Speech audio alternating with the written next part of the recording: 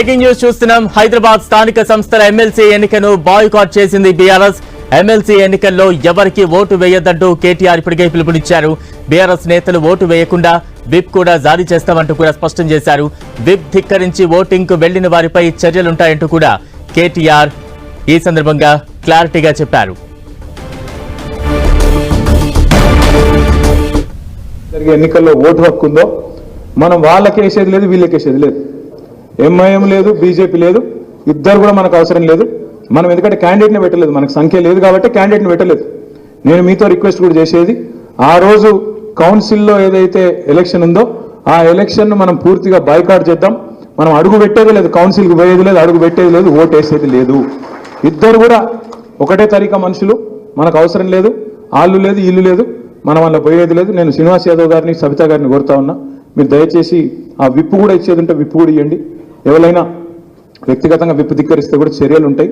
విప్పు కూడా పార్టీ నుంచి ఇస్తాం, తప్పకుండా దాన్ని పాటించాలని చెప్పి కూడా నేను కోరుతా ఉన్నాను.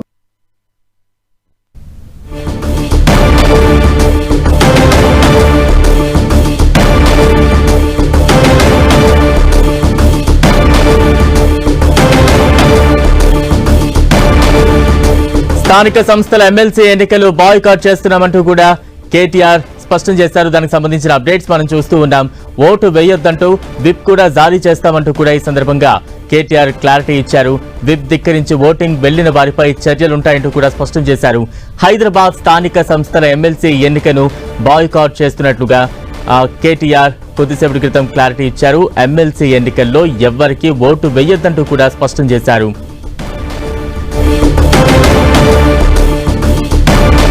స్థానిక సంస్థల ఎమ్మెల్సీ ఎన్నికలు బాయ్కాట్ చేస్తున్నామంటూ కూడా మాజీ మంత్రి కేటీఆర్ స్పష్టం చేశారు. తాజా అప్డేట్స్ అందించేందుకు మా ప్రతినిధి కర్ణాకర్ సిద్ధంగా ఉన్నారు. కర్ణాకర్, బీఆర్ఎస్ వ్యూహం ఏ రకంగా ఉండబోతోంది? బలరాం, మనం చూసాం కాసేపటి క్రితమే తెలంగాణ భవన్లో జిహెచ్ఎంసీకి సంబంధించిన పార్టీ ముఖ్య నేతలందరితో కేటీఆర్ ప్రత్యేకంగా అయ్యారు.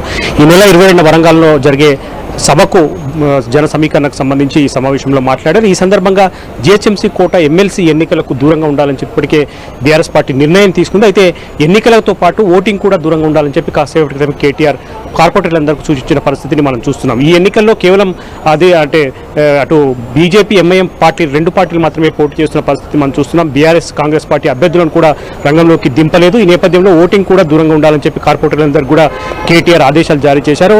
ఎవరైతే కార్పొరేటర్లతో పాటు ఎక్సాఫిషియో సభ్యులు ఎవరైతే ఎమ్మెల్సీలు, ఎమ్మెల్యేలు ఉన్నారో వాళ్ళందరూ కూడా విప్ జారీ చేస్తాం. ఖచ్చితంగా ఓటింగ్కు దూరంగా ఉండాలి. ఎవరైతే ఓటింగ్లో పాల్గొంటారో, ఎవరైతే బీఆర్ఎస్ పార్టీ నుంచి అధికార కాంగ్రెస్ పార్టీలో కార్పొరేటర్లు పార్టీ మారారో వాళ్ళందరూ కూడా విప్ జారీ చేస్తాం. ఎవరైతే ఓటింగ్ కనుక వెళ్తే వాళ్ళందరిపై చర్యలు తీసుకోవాలని చెప్పి కూడా పార్టీ నేతల్ని కేటీఆర్ ఆదేశించిన పరిస్థితి మనం చూస్తున్నాం. కాబట్టి ఖచ్చితంగా ఈ జిహెచ్ఎంసీ కోట ఎమ్మెల్సీ ఎన్నికలకు బీఆర్ఎస్ పార్టీ పూర్తి స్థాయిలో దూరంగా ఉండాలి, ఓటింగ్లో కూడా పాల్గొనదని చెప్పి నిర్ణయం తీసుకోవడం మనం ఇప్పటివరకు చూస్తున్న పరిస్థితిని చూస్తున్నాం. Right, thank you Karnakar. ఇక స్థానిక సంస్థల ఎమ్మెల్సీ ఎన్నికలను బాయ్కాట్ చేస్తున్నామంటూ కూడా కేటీఆర్ స్పష్టం చేశారు. మరింత అప్డేట్స్ అందించేందుకు ప్రతినిధి రాముడు సిద్ధంగా ఉన్నారు. రాముడు, ఎమ్మెల్సీ ఎన్నికల్లో బీఆర్ఎస్ దూరంగా ఉంటే ఎవరికి లాభం జరుగుతుంది? తప్పకుండా ఈ అంశంలో బీఆర్ఎస్ దూరం ఉంటే మాత్రం తప్పకుండా ఎంఐఎం కు లాభం జరిగేటువంటి అవకాశం ఉంది. ఒకవేళ బీఆర్ఎస్ ఎన్నికల్లో పాల్గొని ఉంటే వాళ్ళకి వేయడము, ఎంఐఎంకి వేయడము, లేదంటే బీజేపీకి వేయడం చేసేటువంటి అవకాశం ఉండేది. కానీ ఇప్పుడు ఆ పరిస్థితి కనిపించడం లేదు. మనం చూస్తే బీఆర్ఎస్ కు 25 మంది ఓటర్లుగా ఉన్నారు. ఇందులో ఎంపీలు, ఎమ్మెల్యేలు, అదేవిధంగా కార్పొరేటర్లు వీళ్ళందరూ కలిసి బీఆర్ఎస్ నుంచి దాదాపు 25 మంది ఉన్నారు. ఇందులో 5 మంది ఎమ్మెల్యేలు ఉండగా 2 ఎమ్మెల్సీలు, అదేవిధంగా 3 ఎంపీలు ఉన్నారు. మిగతా 15 మంది కార్పొరేటర్లు బీఆర్ఎస్ తో ఉన్నారు. వీళ్ళందరూ కలిపితే 25 మంది అవుతారు. కానీ ఇప్పుడు బీజేపీ బలం 24 మాత్రమే. ఆ 24, 25 కలిపితే 49 ఏదైతే ఎంఐఎం కు బలం ఉందో అంత వచ్చే అవకాశం ఉండేది. కాంగ్రెస్ లో బీఆర్ఎస్ నుంచి, బీజేపీ నుంచి 7 మంది కార్పొరేటర్లు, కానీ అదేవిధంగా వాళ్ళకి ఎమ్మెల్యేలు 2, 1 ఎంపీ, 4 ఎమ్మెల్సీలు ఉన్నారు.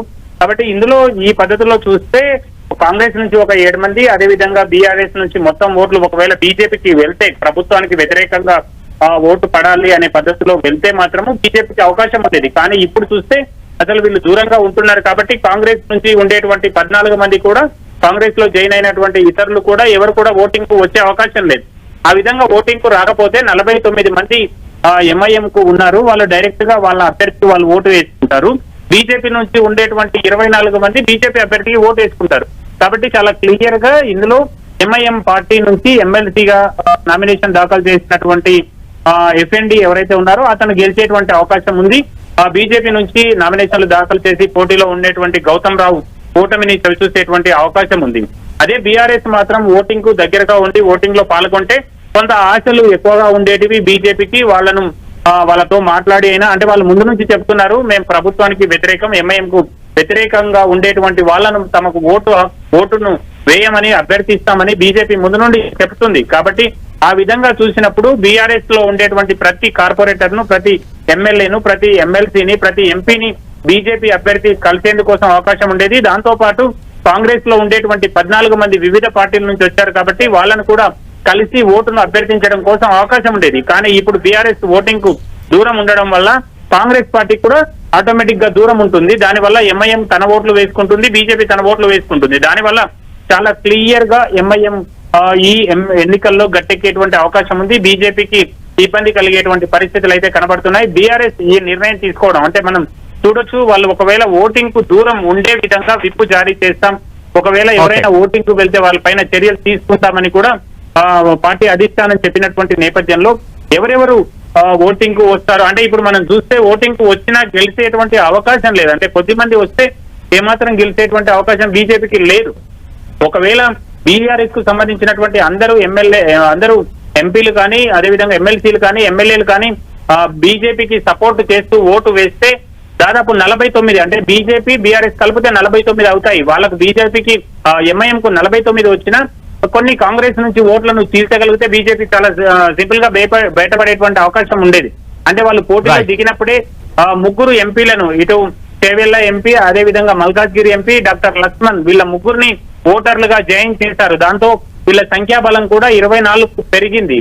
ఆ దృష్ట్యా చూసినప్పుడు వీళ్ళకు కొంత స్కోప్ ఉంది, వీళ్ళు అండర్ గ్రౌండ్ లో వర్క్ చేస్తున్నారు అనిపించింది. కానీ ఇప్పుడు చూస్తే మాత్రం పరిస్థితి ఒక్కసారిగా మారిపోయింది. బీఆర్ఎస్ ఎన్నికకు ఓటింగ్ కు దూరంగా ఉంటామని ప్రకటించడంతో బీజేపీ ఏ విధంగా ఇప్పుడు ముందుకు వెళ్తుంది, తమ పార్టీలో జాయిన్ చేసుకున్నటువంటి వాళ్లకు పూర్తిగా రక్షణ ఇచ్చే విధంగా అంటే ఒకవేళ ఇప్పుడు ఓటు వేస్తే వాళ్ళని తమ పార్టీలో చేర్చుకొని వాళ్ళకు భవిష్యత్తులో అవసరమైనటువంటి పదవులను కట్టబెడుతుందా లేదా అనేటువంటి మలగుల్లాలు ఉంటాయి.